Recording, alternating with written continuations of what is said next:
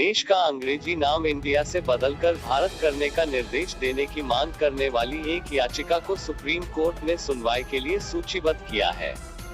Supreme court इस मामले में 2 जून को सुनवाई करेगी। यह याचिका नमः नामक याचिकाकर्ता ने दाखिल की है।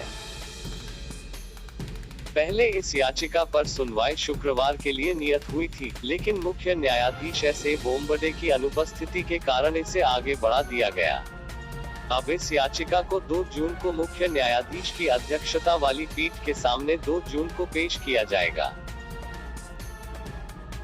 याचिका में दावा किया गया है कि भारत या हिंदुस्तान शब्द हमारी राष्ट्रीयता के प्रति गौरव का भाव पैदा करते हैं।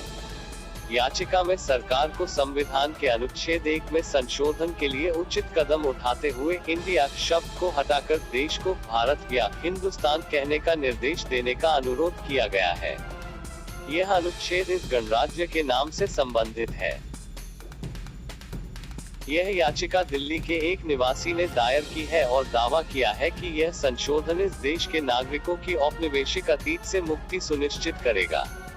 याचिका में 1948 में संविधान सभा में संविधान के तत्कालीन मसौदे के अनुच्छेद 1 पर हुई चर्चा का हवाला दिया गया है और कहा गया है कि उस समय देश का नाम भारत या हिंदुस्तान रखने की पुरजोर हिमायत की गई थी।